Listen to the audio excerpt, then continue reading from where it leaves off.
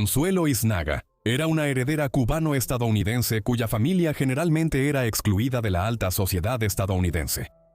Criada en una plantación en Luisiana, su vida daría un giro dramático cuando se casó con un noble británico en 1876, convirtiéndose en una socialité y aristócrata internacional. Su historia es una cautivadora mezcla de opulencia, drama y tragedia, que fue noticia en 2 continentes. Prepárate para dejarte llevar por la historia de Consuelo Yznaga. Consuelo Yznaga nació en una fecha desconocida en 1853 como Francisca María de la Consolación Yznaga, en la ciudad de Nueva York, aunque a lo largo de su vida sería conocida como Consuelo. Ella fue la segunda de 4 hijos nacidos de Antonio Modesta Yznaga del Valle y su esposa Ella María Yznaga, de soltera Clement. Tuvieron otros 3 hijos, un hijo llamado Fernando, nacido en 1852 hijas, llamadas Natica y Emily, nacidas en 1856 y 1859 respectivamente. La familia de Consuelo era adinerada por ambos lados. Su padre Antonio provenía de una dinastía de cubanos ricos que habían administrado plantaciones de azúcar en la isla durante generaciones, en una época en la que el comercio del azúcar era enormemente lucrativo. También tenían lazos que se remontaban a antes de la migración de la familia a Cuba con la aristocracia española. Pero su riqueza era dinero manchado de sangre, ya que se había acumulado gracias al comercio de esclavos, que fue utilizado para impulsar la industria azucarera en el Caribe durante siglos. La riqueza de la familia de la madre de Consuelo provenía de fuentes más éticas. Los Clements del condado de Dutchess en Nueva York comenzaron a prosperar poco antes del nacimiento de Consuelo. Esto fue gracias a la temprana inversión en la nueva tecnología de los barcos de vapor, que operaban alrededor del río Hudson y las aguas circundantes de Manhattan y el Gran Nueva York. Esto pronto se convirtió en una industria próspera, que hizo la fortuna de muchos individuos de la América de la Era Dorada, entre ellos Cornelius Vanderbilt, quien más tarde sería el hombre más rico de los Estados Unidos, y posiblemente del mundo. Consuelo fue criada en gran parte en la plantación Ravenswood en la parroquia de Concordia, en Luisiana, ya que su familia había conservado propiedades no solo en Nueva York y Cuba, sino también en los estados del sur y en Rhode Island. Fue una crianza acomodada, con institutrices que dirigían la casa y tutores privados. Aunque muchos detalles de su vida temprana son poco claros, es evidente por sus intereses posteriores y por los relatos de quienes la conocieron que Consuelo estaba bien educada. A medida que la riqueza de los Yznaga aumentó en la segunda mitad del siglo XIX, la aristocracia británica los cortejaba cada vez más para establecer lazos matrimoniales. Esta era una época en la que una gran parte de las casas nobles más antiguas de Gran Bretaña se encontraban en dificultades financieras después de años o incluso siglos de mantener hogares lujosos en Londres y propiedades campestres. Muchas familias habían sufrido por individuos imprudentes que derrochaban parte de su fortuna, jugando a las cartas en la capital o incluso invirtiendo en actividades económicas especulativas. Por ejemplo, el auge y la caída del ferrocarril en la década de 1840 empobrecieron a muchas dinastías que antes eran acomodadas en Gran Bretaña. Fue en este entorno donde muchas de estas mismas familias comenzaron a casar a sus hijos e hijas con los de familias estadounidenses recién enriquecidas. Era una relación de beneficio mutuo. Las familias británicas obtenían alivio de sus apuros financieros y las familias estadounidenses adquirían el prestigio social que venía con casarse con la aristocracia británica. Los Yznaga pronto estuvieron muy involucrados en este fenómeno. ¿Pero por qué? Pensarías que su vasta fortuna y la antigua fortuna de Antonio les darían todo el prestigio que necesitarían. Sin embargo, no fue así. La herencia cubana de los Yznaga y el hecho de que Clement era un nuevo rico significaba que generalmente estaban excluidos de la alta sociedad estadounidense. Como la mayoría de las familias adineradas de la época, estaban desesperados por la aceptación social y veían a Consuelo como su vía de acceso. Así que, aunque aún no lo sabía, Consuelo pronto cruzaría el Océano Atlántico para casarse con un pretendiente británico, convirtiéndose en parte de la primera ola de las llamadas princesas del dólar estadounidenses. Cuando llegó a la adolescencia tardía a principios de la década de 1870, Consuelo fue presentada a la escena social de Nueva York y pronto se convirtió en una figura muy apreciada, tanto por su belleza como por su ingenio. Aunque sí se movía en los círculos de algunas de las hijas de las familias más ricas de la época, como las Vanderbilt y las Jerome, ella y su familia aún no eran aceptados por la élite de la sociedad neoyorquina. Aquellos que eran excluidos de esta clase élite terminarían casándose con herederos británicos a su debido tiempo. Las vidas de estas jóvenes, desde sus primeros días en Nueva York en la década de 1870, fueron capturadas memorablemente años después en el libro de Edith Wharton, Las Bucaneras.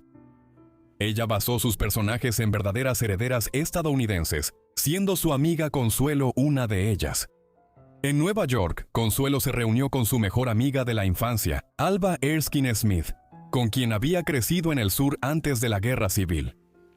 Alva pronto se casaría con William Keaton Vanderbilt, y fue Consuelo quien los presentó en primer lugar.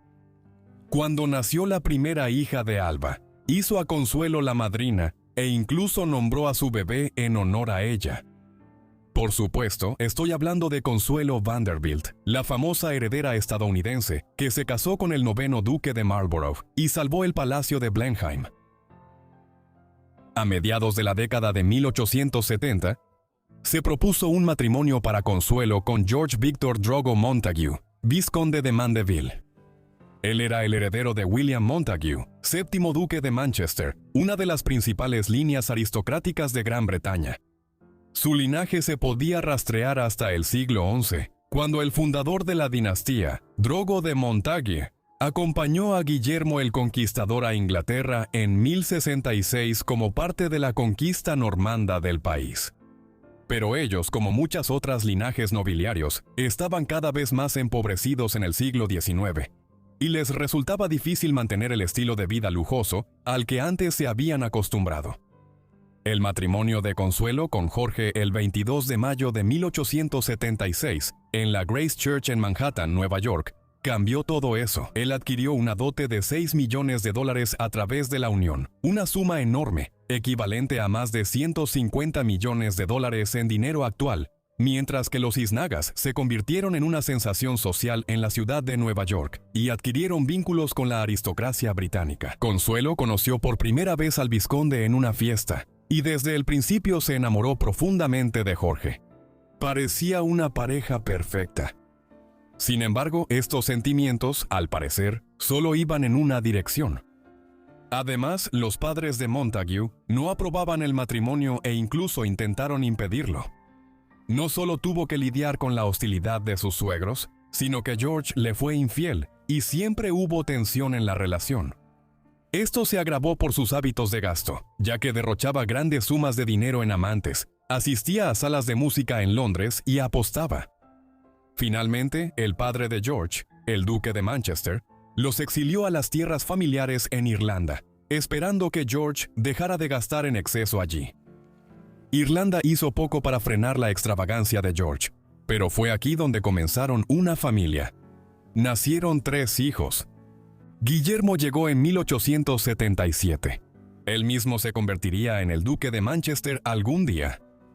Luego, en 1879, llegaron 2 hijas, una al principio y otra al final del año. Jacqueline María, conocida como May, llegó primero, seguida de Alicia Leonor, a quien la familia llamaba Nell.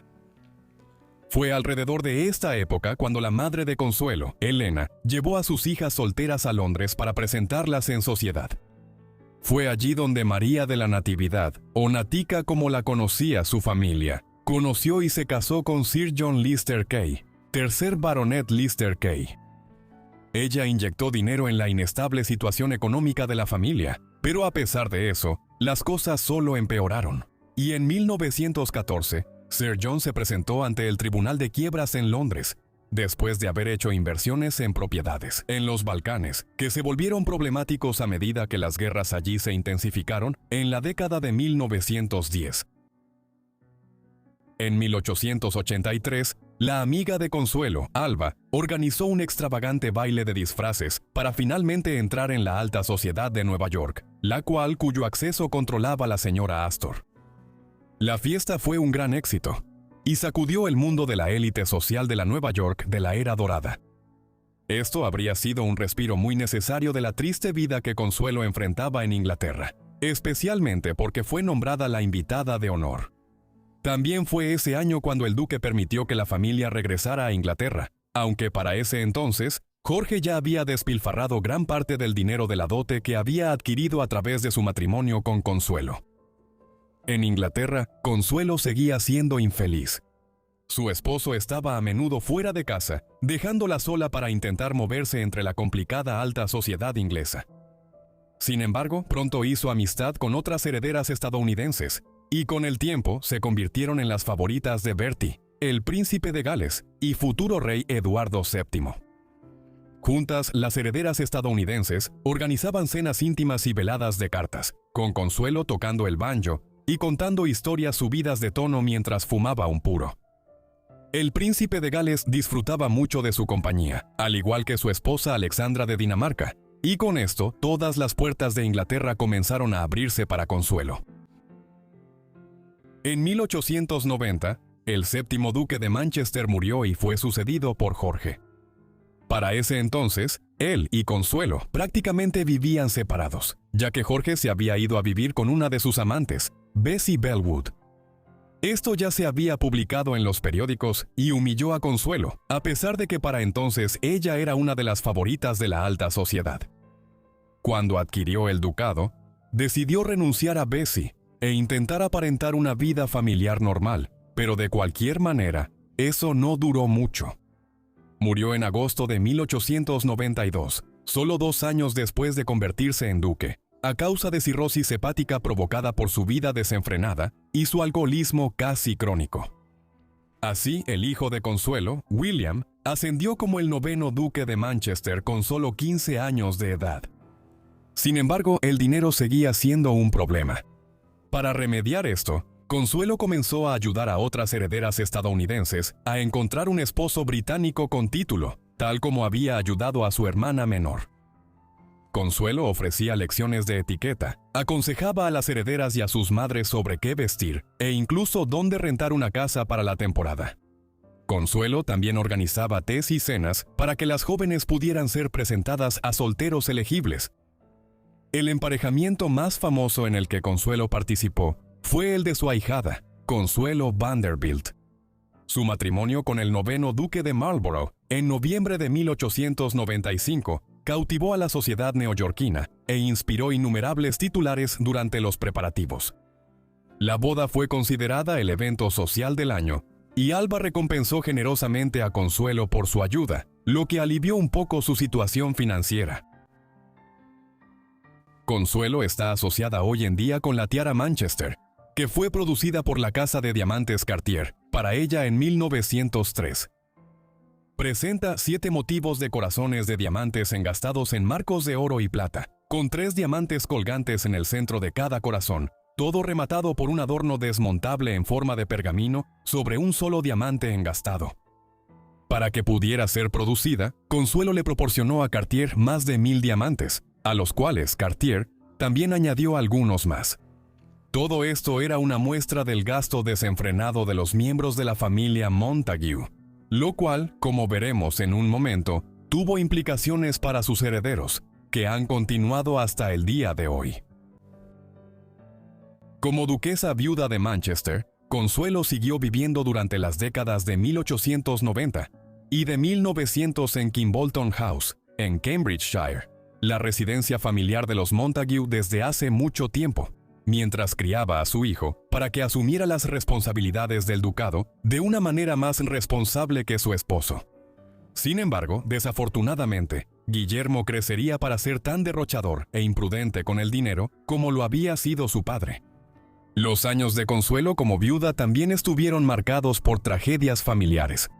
La tuberculosis había surgido como una de las enfermedades más brutales en el mundo desarrollado durante el siglo XIX.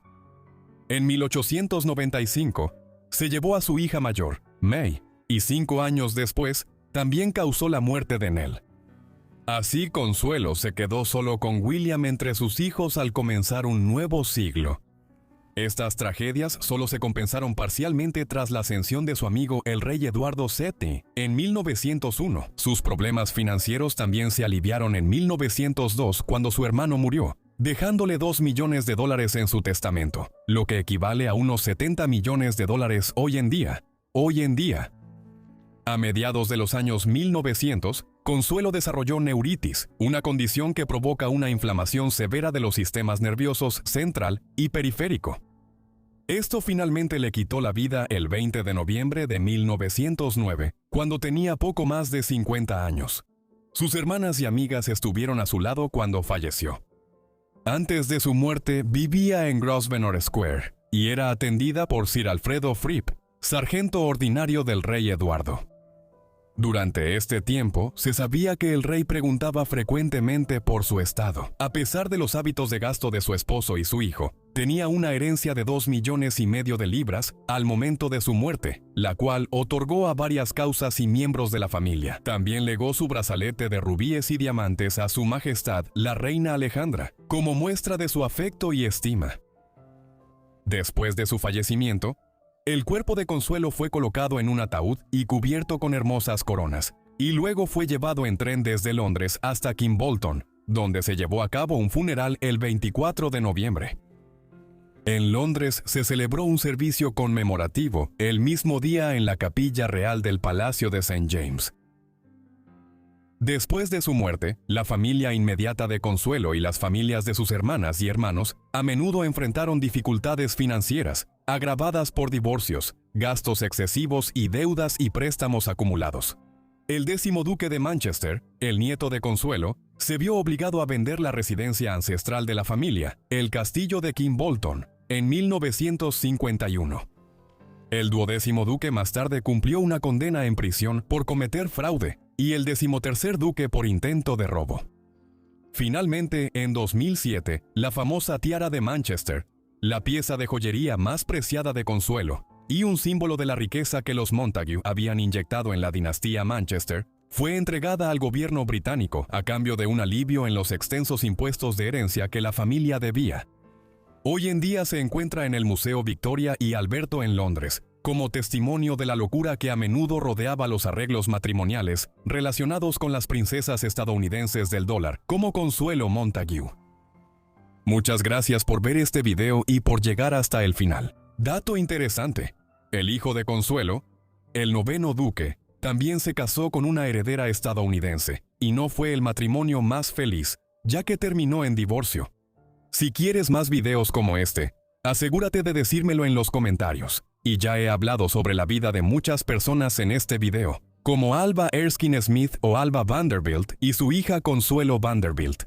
Si tienen alguna otra sugerencia, asegúrense de decírmelo aquí abajo en los comentarios, y espero que estén suscritos y tengan activadas las notificaciones para recibir todos mis videos en cuanto los suba.